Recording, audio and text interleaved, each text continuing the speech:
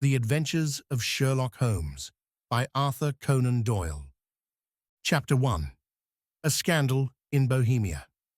To Sherlock Holmes, she is always the woman. I have seldom heard him mention her under any other name. In his eyes, she eclipses and predominates the whole of her sex.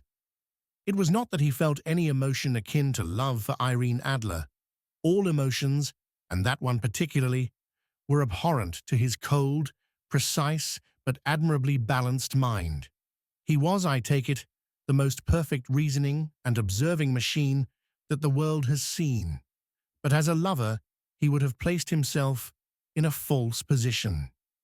He never spoke of the softer passions, save with a jibe and a sneer. They were admirable things for the observer, excellent for drawing the veil from men's motives and actions.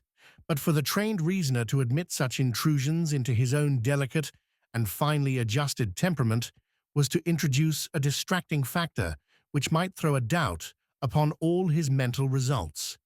Grit in a sensitive instrument, or a crack in one of his own high-power lenses, would not be more disturbing than a strong emotion in a nature such as his. And yet there was but one woman to him, and that woman was the late Irene Adler, of dubious and questionable memory. I had seen little of Holmes lately. My marriage had drifted us away from each other.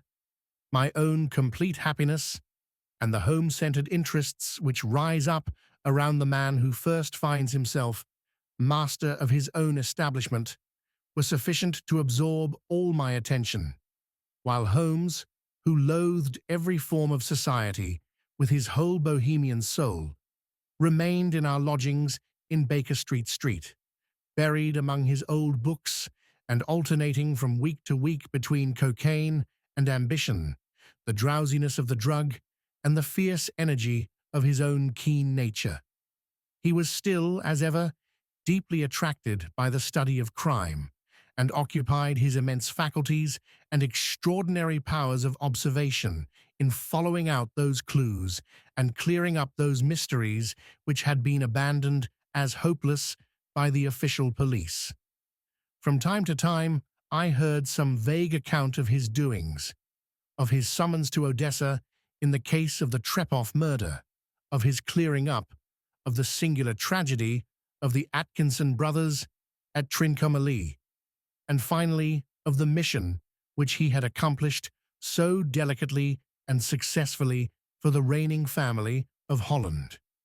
Beyond these signs of his activity, however, which I merely shared with all the readers of the daily press, I knew little of my former friend and companion. One night, it was on the 20th of March, 1888, I was returning from a journey to a patient, for I had now returned to civil practice, when my way led me through Baker Street.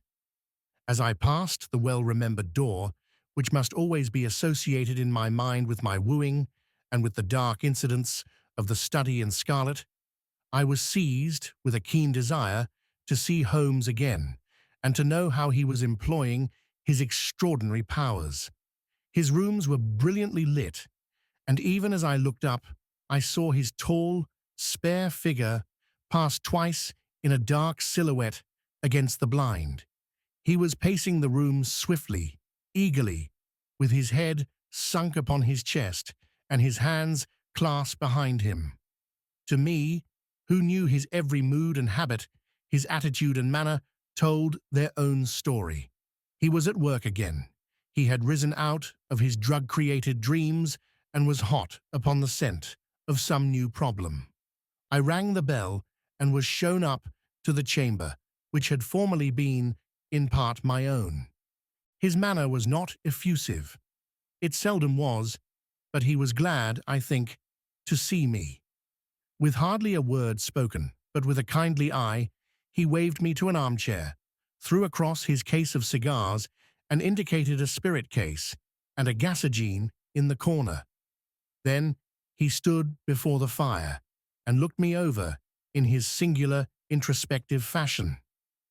"Wedlock suits you," he remarked. "I think, Watson, that you have put on 7.5 pounds since I saw you." 7, I answered. Indeed, I should have thought a little more. Just a trifle more, I fancy, Watson. And in practice again, I observe. You did not tell me that you intended to go into harness. Then how do you know? I see it. I deduce it.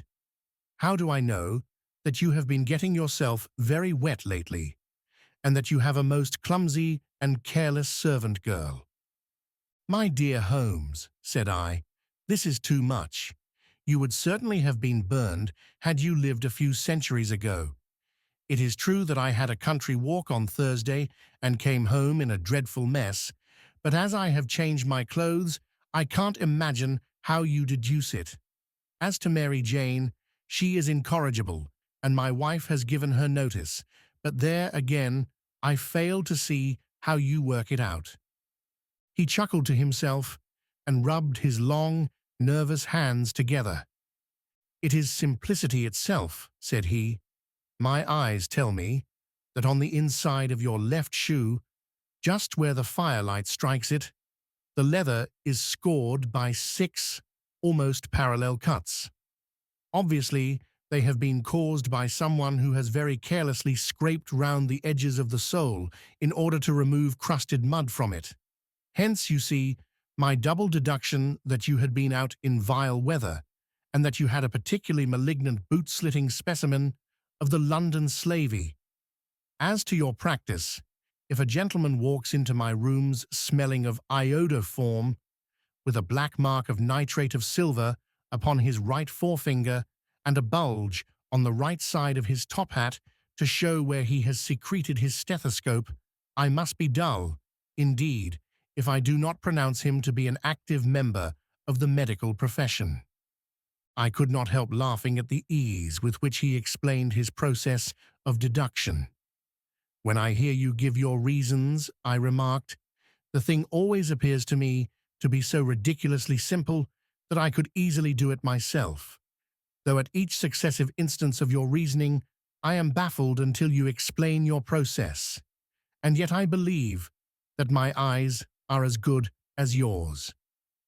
Quite so, he answered, lighting a cigarette and throwing himself down into an armchair. You see, but you do not observe. The distinction is clear.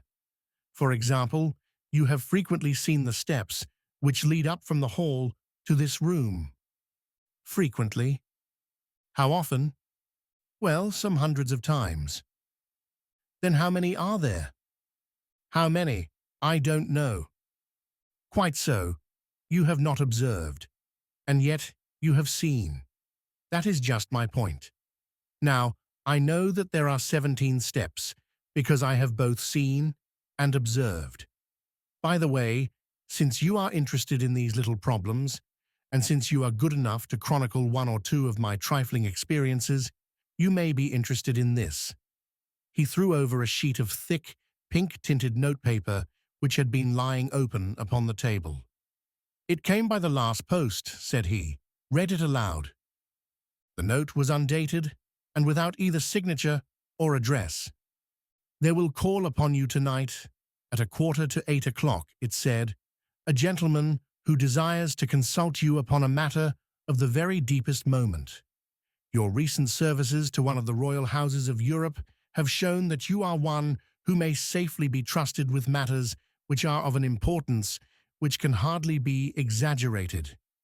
This account of you we have from all quarters received. Be in your chamber then at that hour, and do not take it amiss if your visitor wear a mask. This is indeed a mystery, I remarked. What do you imagine that it means? I have no data yet. It is a capital mistake to theorize before one has data. Insensibly, one begins to twist facts to suit theories, instead of theories to suit facts. But the note itself, what do you deduce from it? I carefully examined the writing, and the paper upon which it was written. The man who wrote it was presumably well-to-do, I remarked, endeavoring to imitate my companion's processes. Such paper could not be bought under £0.50 a packet. It is peculiarly strong and stiff. Peculiar, that is the very word, said Holmes. It is not an English paper at all. Hold it up to the light."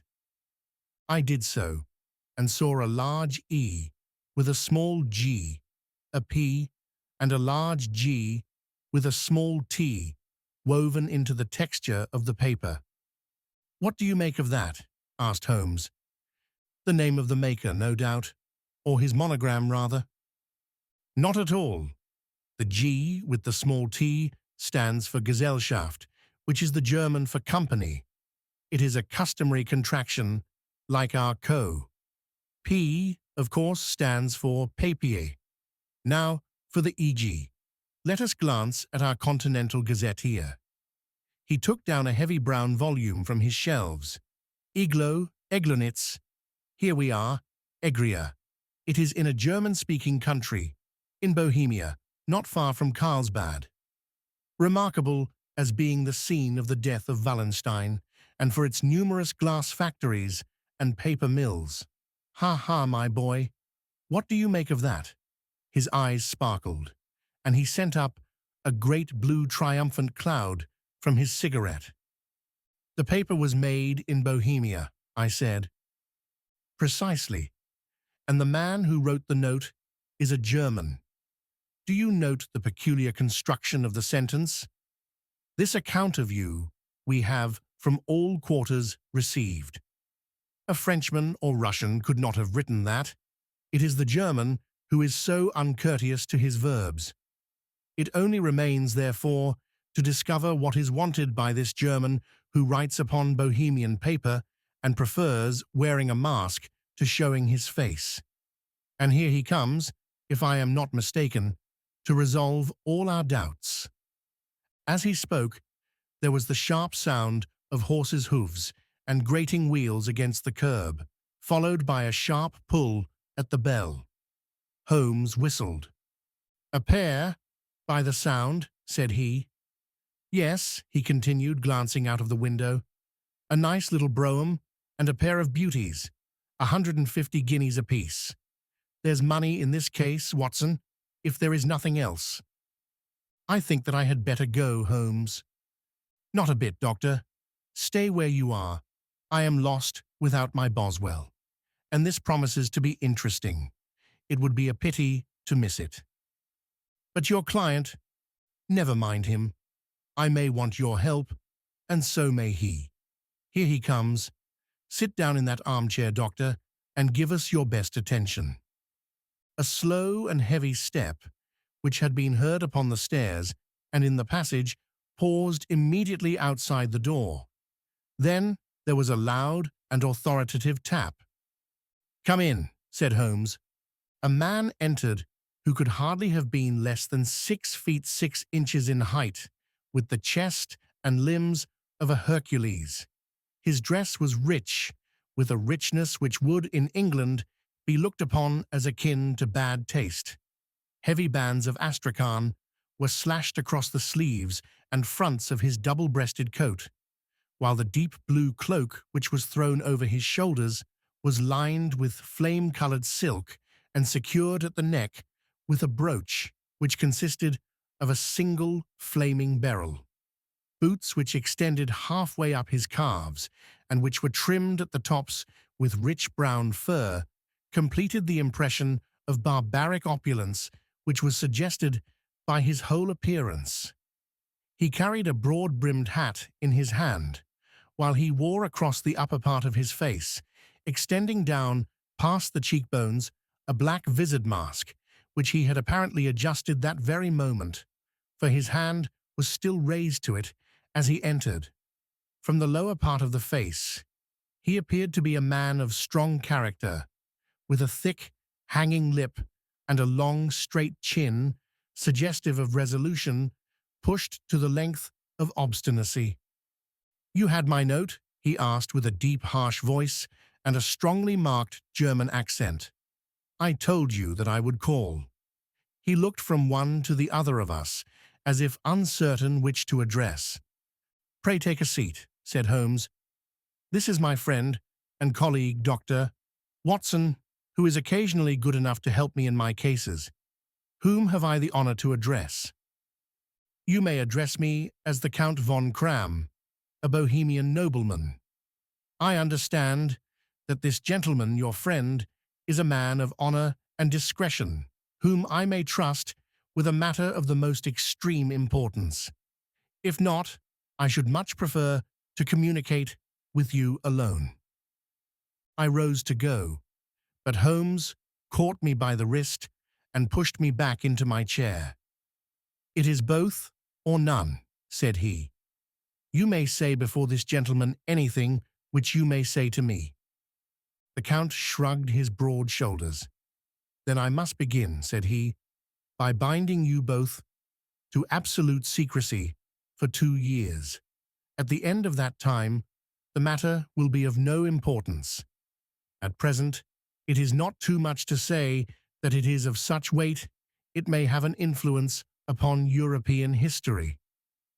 "I promise," said Holmes, "and I—" "You will excuse this mask," continued our strange visitor.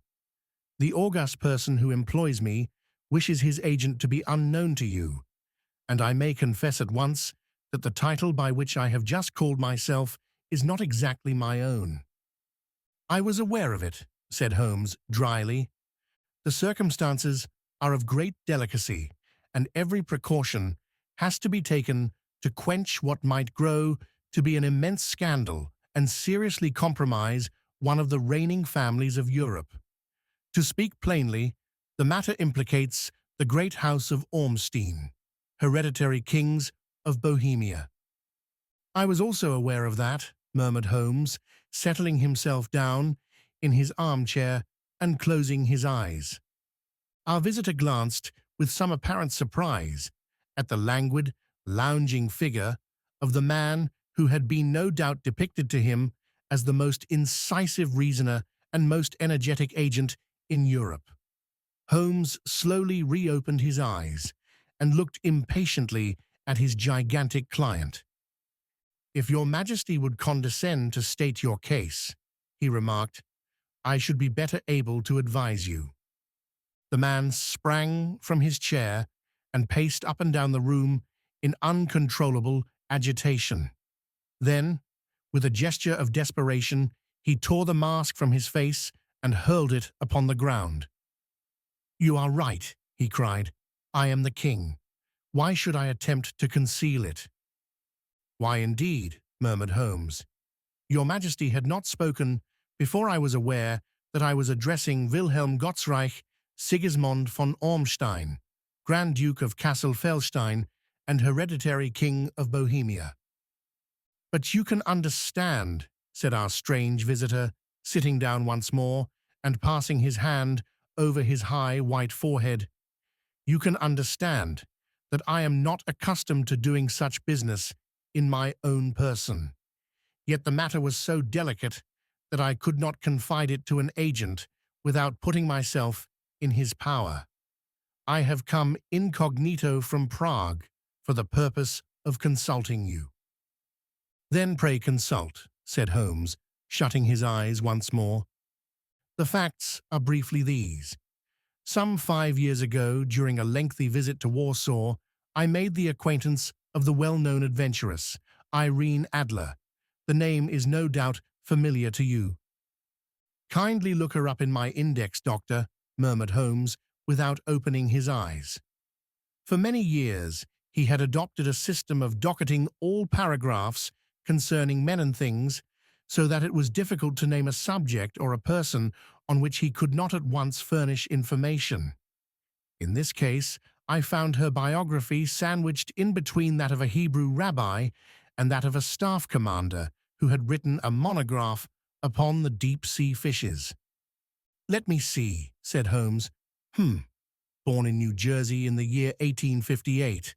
Contralto, La Scala, Prima donna Imperial Opera of Warsaw. Yes, retired from operatic stage. Living in London. Quite so. Your Majesty, as I understand, became entangled with this young person, wrote her some compromising letters, and is now desirous of getting those letters back." "Precisely so. But how? Was there a secret marriage?" "None. No legal papers or certificates? None. Then I fail to follow your majesty. If this young person should produce her letters for blackmailing or other purposes, how is she to prove their authenticity? There is the writing. Pooh, forgery. My private notepaper. Stolen. My own seal. Imitated. My photograph. Bought. We were both in the photograph. Oh dear, that is very bad. Your Majesty has indeed committed an indiscretion. I was mad, insane. You have compromised yourself seriously. I was only Crown Prince then. I was young. I am but 30 now. It must be recovered. We have tried and failed. Your Majesty must pay. It must be bought. She will not sell. Stolen then. 5 attempts have been made. Twice burglars in my pay ransacked her house. Once we diverted her luggage when she travelled. Twice she has been waylaid. There has been no result. No sign of it? Absolutely none. Holmes laughed. It is quite a pretty little problem, said he. But a very serious one to me, returned the king reproachfully. Very indeed. And what does she propose to do with the photograph? To ruin me. But how? I am about to be married. So I have heard. To Clotilde Lothman von Saxe-Meiningen, second daughter of the King of Scandinavia. You may know the strict principles of her family. She is herself the very soul of delicacy. A shadow of a doubt as to my conduct would bring the matter to an end. And Irene Adler threatens to send them the photograph, and she will do it. I know that she will do it. You do not know her, but she has a soul of steel. She has the face of the most beautiful of women, and the mind of the most resolute of men. Rather than I should marry another woman, there are no lengths to which she would not go. None. You are sure that she has not sent it yet? I am sure. And why? Because she has said that she would send it on the day when the betrothal was publicly proclaimed. That will be next Monday. Oh, then we have 3 days yet, said Holmes, with a yawn. That is very fortunate, as I have 1 or 2 matters of importance to look into just at present. Your Majesty will, of course, stay in London for the present? Certainly. You will find me at the Langham under the name of the Count von Cram. Then I shall drop you a line to let you know how we progress. Pray do so. I shall be all anxiety. Then, as to money, you have carte blanche. Absolutely. I tell you that I would give one of the provinces of my kingdom to have that photograph. And for present expenses, the king took a heavy chamois leather bag from under his cloak and laid it on the table. There are £300 in gold and 700 in notes, he said. Holmes scribbled a receipt upon a sheet of his notebook and handed it to him. And mademoiselle's address? He asked. Is Bryony Lodge, Serpentine Avenue, St. John's Wood? Holmes took a note of it. One other question, said he. Was the photograph a cabinet? It was. Then good night, Your Majesty, and I trust that we shall soon have some good news for you. And good night, Watson, he added, as the wheels of the royal brougham rolled down the street. If you will be good enough to call tomorrow afternoon at 3 o'clock, I should like to chat this little matter over with you. Dousra. At 3 o'clock precisely, I was at Baker Street, but Holmes had not yet returned. The landlady informed me that he had left the house shortly after 8 o'clock in the morning. I sat down beside the fire, however, with the intention of awaiting him, however long he might be.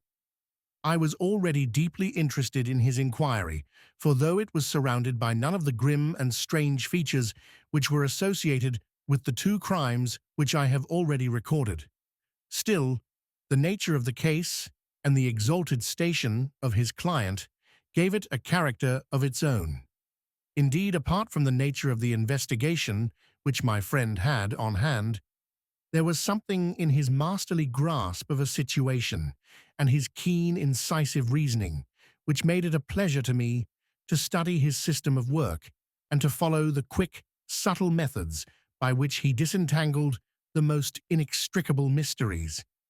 So accustomed was I to his invariable success that the very possibility of his failing had ceased to enter into my head. It was close upon 4 before the door opened, and a drunken-looking groom, ill-kempt and side-whiskered, with an inflamed face and disreputable clothes, walked into the room. Accustomed as I was to my friend's amazing powers in the use of disguises, I had to look 3 times before I was certain that it was indeed he.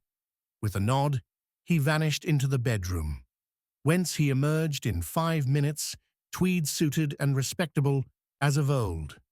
Putting his hands into his pockets, he stretched out his legs in front of the fire and laughed heartily for some minutes. "Well, really," he cried, and then he choked and laughed again until he was obliged to lie back, limp and helpless, in the chair. "What is it?" "It's quite too funny. I am sure you could never guess how I employed my morning, or what I ended by doing." "I can't imagine. I suppose that you have been watching the habits, and perhaps the house, of Miss Irene Adler." "Quite so, but the sequel was rather unusual. I will tell you, however. I left the house a little after 8 o'clock this morning in the character of a groom out of work. There is a wonderful sympathy and freemasonry among horsey men. Be one of them, and you will know all that there is to know. I soon found Bryony Lodge. It is a bijou villa with a garden at the back, but built out in front, right up to the road, 2 stories. Chubb locked to the door.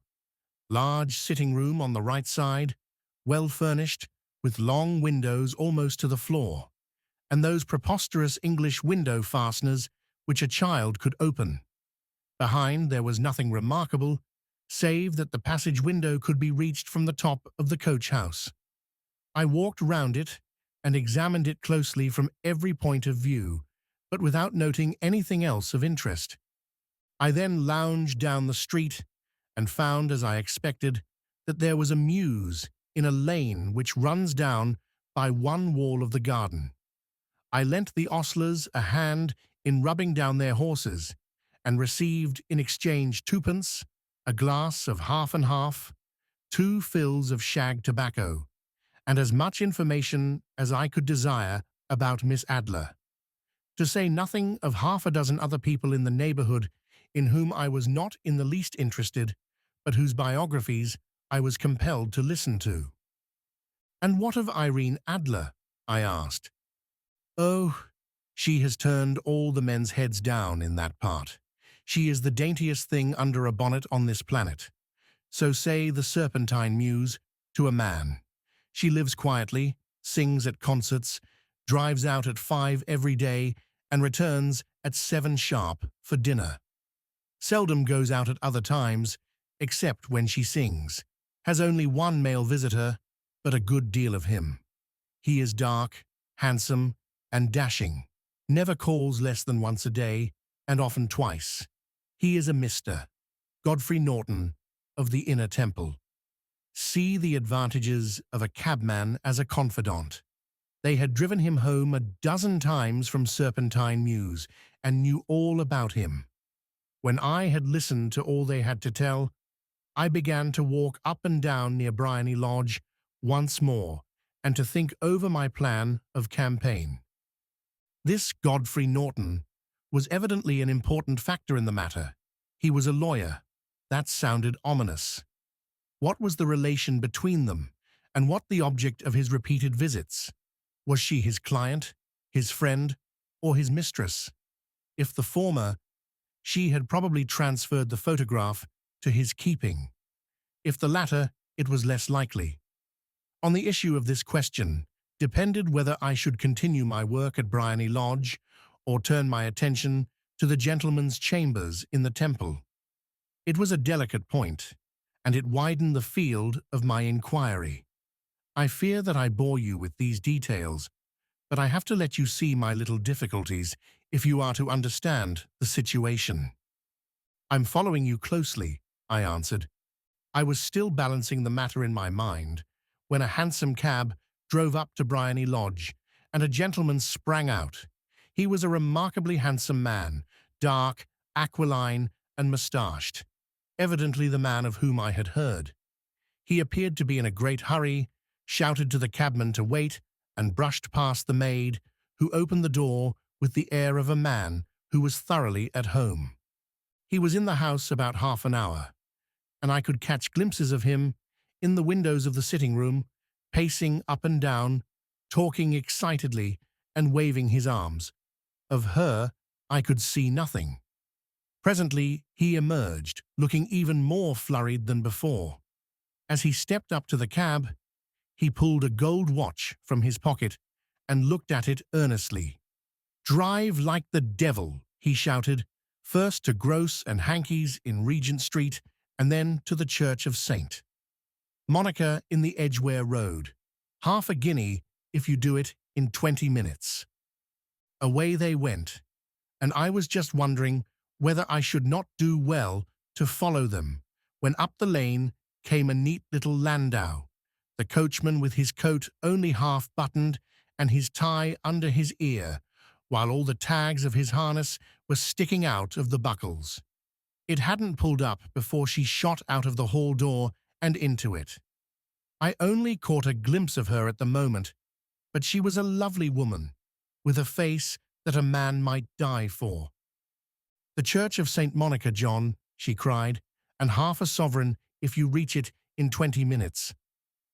This was quite too good to lose, Watson. I was just balancing whether I should run for it, or whether I should perch behind her landau when a cab came through the street. The driver looked twice at such a shabby fare, but I jumped in before he could object. "The Church of St. Monica," said I, "and half a sovereign if you reach it in 20 minutes. It was 25 minutes to 12, and of course, it was clear enough what was in the wind. My cabby drove fast. I don't think I ever drove faster, but the others were there before us. The cab and the landau, with their steaming horses, were in front of the door when I arrived. I paid the man and hurried into the church. There was not a soul there, save the two whom I had followed, and a surpliced clergyman who seemed to be expostulating with them. They were all three standing in a knot in front of the altar. I lounged up the side aisle like any other idler who has dropped into a church. Suddenly, to my surprise, the three at the altar faced round to me, and Godfrey Norton came running as hard as he could towards me.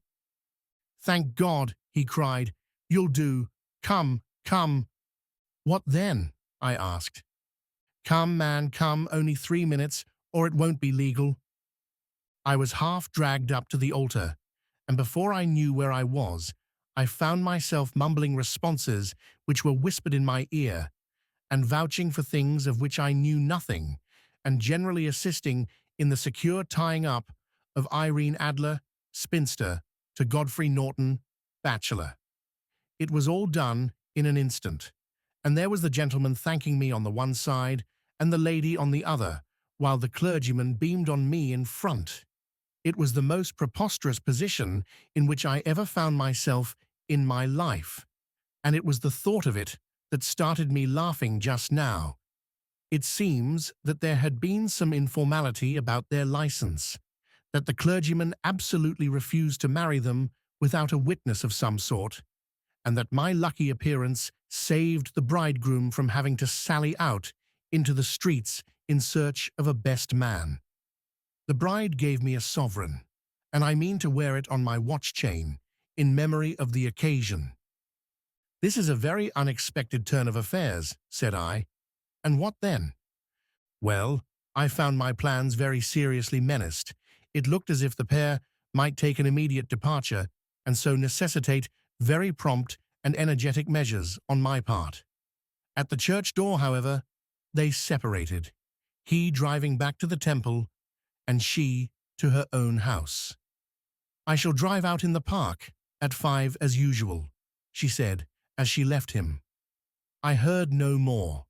They drove away in different directions, and I went off to make my own arrangements. "Which are?"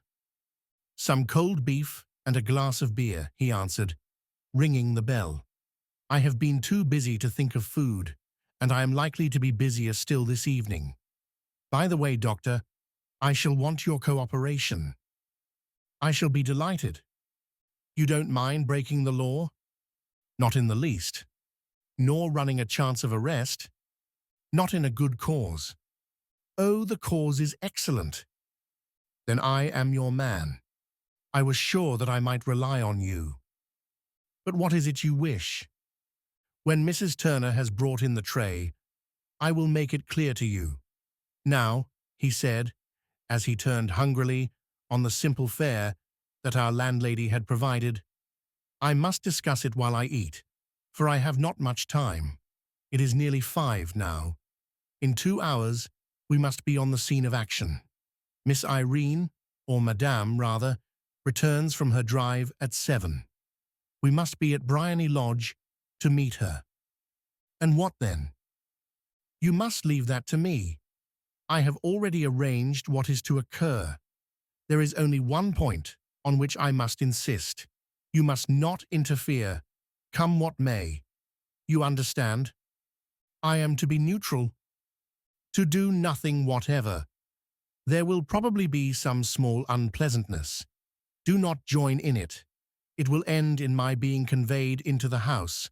4 or 5 minutes afterwards, the sitting-room window will open. You are to station yourself close to that open window. Yes, you are to watch me, for I will be visible to you. Yes.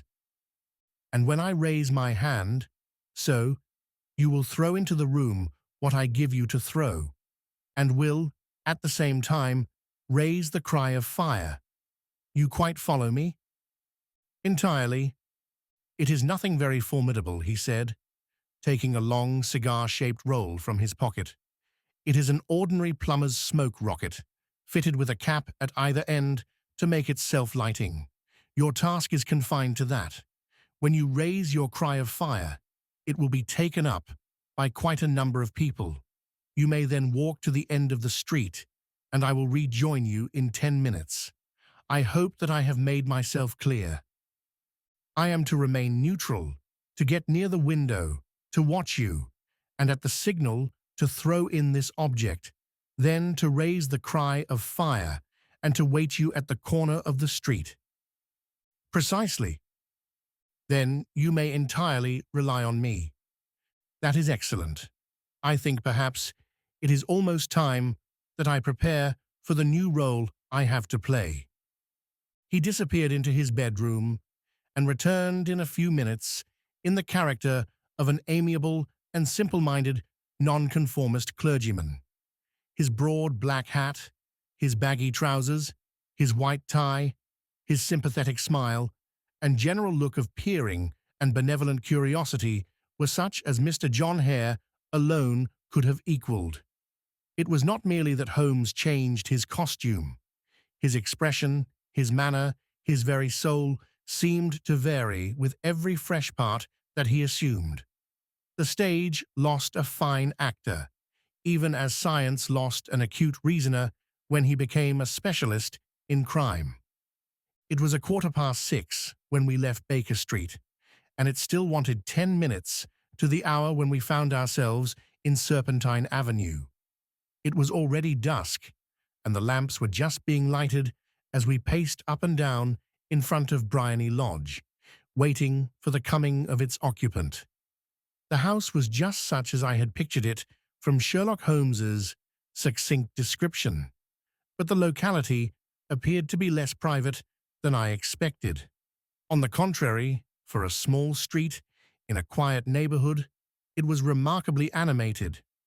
There was a group of shabbily dressed men, smoking and laughing in a corner, a scissors grinder with his wheel, 2 guardsmen who were flirting with a nurse girl, and several well-dressed young men who were lounging up and down with cigars in their mouths.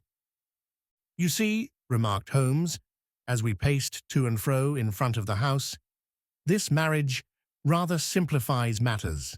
The photograph becomes a double-edged weapon now. The chances are that she would be as averse to its being seen by Mr. Godfrey Norton as our client is to its coming to the eyes of his princess.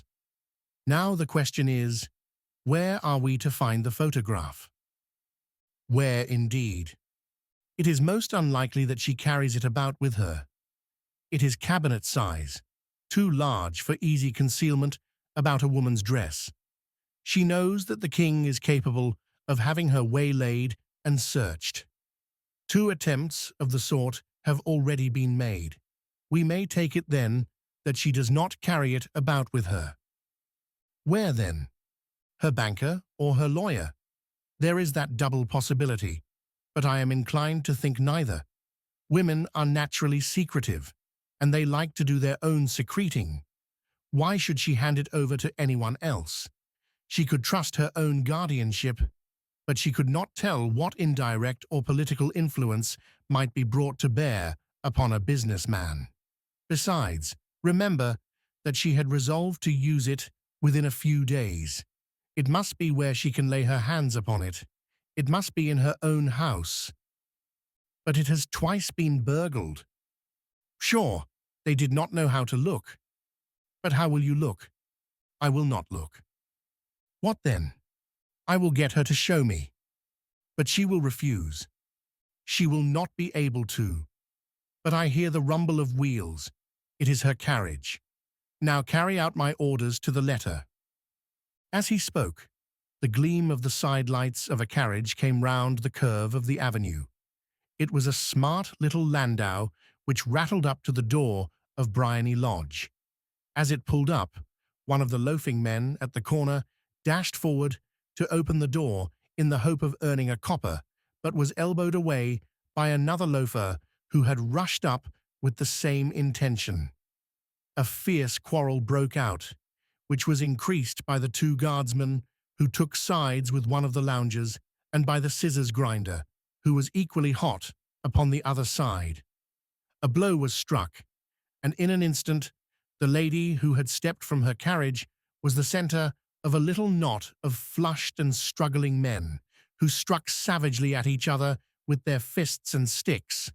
Holmes dashed into the crowd to protect the lady, but just as he reached her, he gave a cry and dropped to the ground, with the blood running freely down his face. At his fall, the guardsmen took to their heels in one direction and the loungers in the other, while a number of better-dressed people, who had watched the scuffle without taking part in it, crowded in to help the lady and to attend to the injured man. Irene Adler, as I will still call her, had hurried up the steps, but she stood at the top with her superb figure outlined against the lights of the hall, looking back into the street.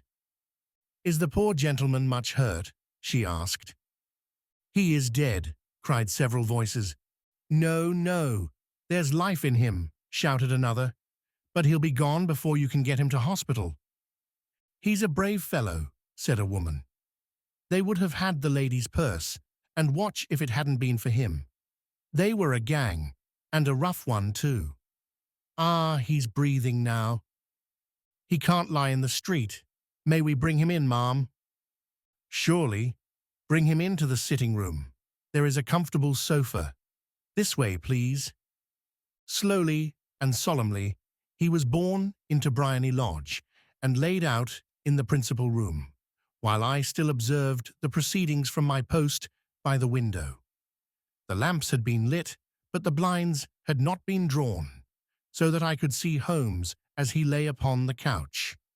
I do not know whether he was seized with compunction at that moment for the part he was playing, but I know that I never felt more heartily ashamed of myself in my life than when I saw the beautiful creature against whom I was conspiring, or the grace and kindliness with which she waited upon the injured man. And yet it would be the blackest treachery to Holmes to draw back now from the part which he had entrusted to me. I hardened my heart, and took the smoke rocket from under my ulster. After all, I thought, we are not injuring her, we are but preventing her from injuring another. Holmes had sat up upon the couch, and I saw him motion, like a man who is in need of air. A maid rushed across and threw open the window.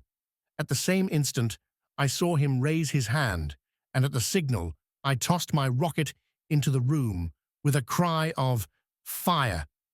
The word was no sooner out of my mouth than the whole crowd of spectators, well-dressed and ill, gentlemen, ostlers, and servant maids, joined in a general shriek of "Fire!"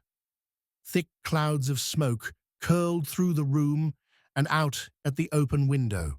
I caught a glimpse of rushing figures, and a moment later, the voice of Holmes from within assuring them that it was a false alarm. Slipping through the shouting crowd, I made my way to the corner of the street, and in 10 minutes was rejoiced to find my friend's arm in mine, and to get away from the scene of uproar. He walked swiftly and in silence for some few minutes until we had turned down one of the quiet streets which lead towards the Edgware Road. "You did it very nicely, Doctor," he remarked. "Nothing could have been better. It is all right. You have the photograph. I know where it is." "And how did you find out?" "She showed me, as I told you she would. I am still in the dark." "I do not wish to make a mystery," said he, laughing. "The matter was perfectly simple. You, of course, saw that everyone in the street was an accomplice. They were all engaged for the evening." "I guessed as much." "Then, when the row broke out, I had a little moist red paint in the palm of my hand. I rushed forward, fell down, clapped my hand to my face, and became a piteous spectacle. It is an old trick. That also I could fathom. Then they carried me in. She was bound to have me in. What else could she do? And into her sitting room, which was the very room which I suspected. It lay between that and her bedroom, and I was determined to see which. They laid me on a couch. I motioned for air. They were compelled to open the window, and you had your chance. How did that help you?" "It was all important. When a woman thinks that her house is on fire, her instinct is at once to rush to the thing which she values most. It is a perfectly overpowering impulse, and I have more than once taken advantage of it. In the case of the Darlington substitution scandal, it was of use to me, and also in the Arnsworth Castle business. A married woman grabs at her baby, an unmarried one reaches for her jewel box. Now it was clear to me that Our Lady of today had nothing in the house more precious to her than what we are in quest of. She would rush to secure it. The alarm of fire was admirably done. The smoke and shouting were enough to shake nerves of steel. She responded beautifully. The photograph is in a recess behind a sliding panel just above the right bell pull. She was there in an instant, and I caught a glimpse of it as she half drew it out. When I cried out that it was a false alarm, she replaced it, glanced at the rocket, rushed from the room, and I have not seen her since. I rose, and making my excuses, escaped from the house. I hesitated whether to attempt to secure the photograph at once, but the coachman had come in, and as he was watching me narrowly, it seemed safer to wait. A little over-precipitance may ruin all. "And now?" I asked. "Our quest is practically finished. I shall call with the king tomorrow, and with you, if you care to come with us. We will be shown into the sitting room to wait for the lady, but it is probable that when she comes, she may find neither us nor the photograph. It might be a satisfaction to His Majesty to regain it with his own hands." "And when will you call?" "At 8 in the morning. She will not be up, so that we shall have a clear field. Besides, we must be prompt, for this marriage may mean a complete change in her life and habits. I must wire to the king without delay." We had reached Baker Street and had stopped at the door. He was searching his pockets for the key when someone passing said, "Good night, Mr. Sherlock Holmes." There were several people on the pavement at the time, but the greeting appeared to come from a slim youth in an ulster who had hurried by. "I've heard that voice before," said Holmes, staring down the dimly lit street. "Now, I wonder who the deuce that could have been." Third, I slept at Baker Street that night, and we were engaged upon our toast and coffee in the morning when the King of Bohemia rushed into the room. "You have really got it," he cried, grasping Sherlock Holmes by either shoulder and looking eagerly into his face. "Not yet." "But you have hopes." "I have hopes." "Then come. I am all impatience to be gone." "We must have a cab." "No, my brougham is waiting." "Then that will simplify matters." We descended and started off once more for Briony Lodge. "Irene Adler is married," remarked Holmes. "Married? When?" "Yesterday." "But to whom?" "To an English lawyer named Norton." "But she could not love him." "I am in hopes that she does." "And why in hopes?" "Because it would spare your Majesty all fear of future annoyance. If the lady loves her husband, she does not love your Majesty. If she does not love your Majesty, there is no reason why she should interfere with your Majesty's plan." "It is true.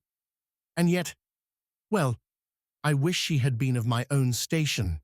What a queen she would have made." He relapsed into a moody silence, which was not broken until we drew up in Serpentine Avenue. The door of Briony Lodge was open, and an elderly woman stood upon the steps. She watched us with a sardonic eye as we stepped from the brougham.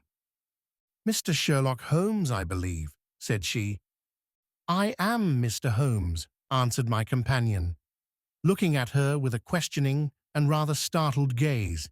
"Indeed, my mistress told me that you were likely to call. She left this morning with her husband by the 5:15 train from Charing Cross for the Continent." "What?" Sherlock Holmes staggered back, white with chagrin and surprise. "Do you mean that she has left England, never to return?" "And the papers?" asked the king hoarsely. "All is lost. We shall see." He pushed past the servant and rushed into the drawing-room, followed by the king and myself. The furniture was scattered about in every direction, with dismantled shelves and open drawers, as if the lady had hurriedly ransacked them before her flight. Holmes rushed at the bell-pull, tore back a small sliding shutter, and plunging in his hand, pulled out a photograph and a letter. The photograph was of Irene Adler herself, in evening dress. The letter was superscribed to Sherlock Holmes, Esq., to be left till called for. My friend tore it open, and we all three read it together. It was dated at midnight of the preceding night, and ran in this way. "My dear Mr. Sherlock Holmes, you really did it very well. You took me in completely. Until after the alarm of fire, I had not a suspicion. But then, when I found how I had betrayed myself, I began to think. I had been warned against you months ago. I had been told that if the king employed an agent, it would certainly be you, and your address had been given me. Yet, with all this, you made me reveal what you wanted to know. Even after I became suspicious, I found it hard to think evil of such a dear, kind old clergyman. But you know, I have been trained as an actress myself. Male costume is nothing new to me. I often take advantage of the freedom which it gives.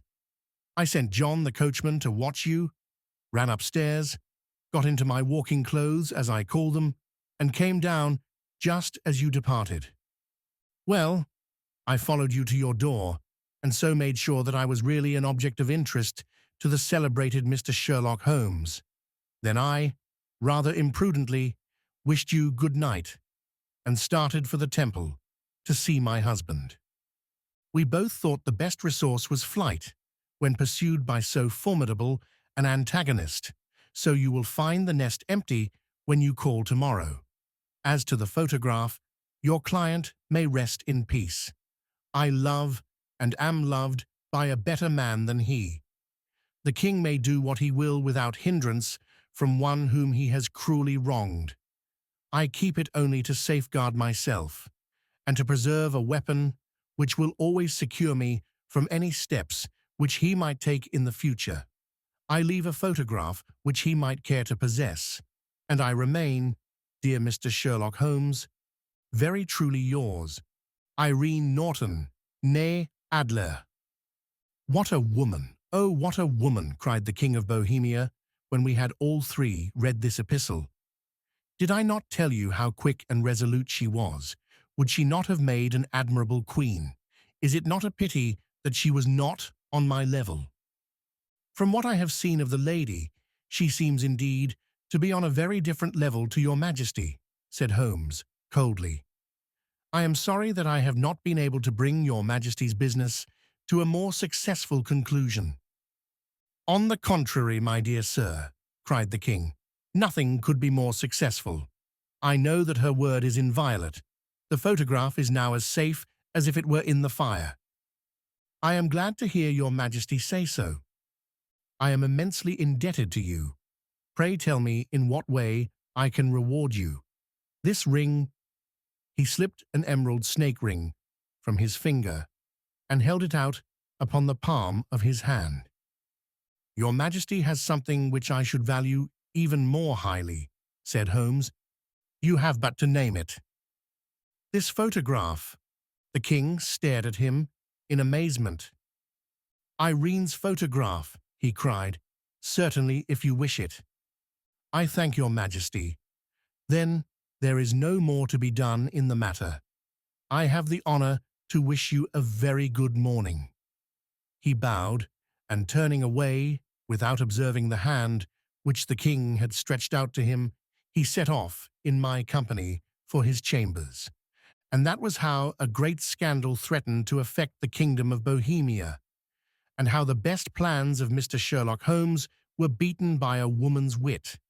He used to make merry over the cleverness of women, but I have not heard him do it of late, and when he speaks of Irene Adler, or when he refers to her photograph, it is always under the honorable title of the woman.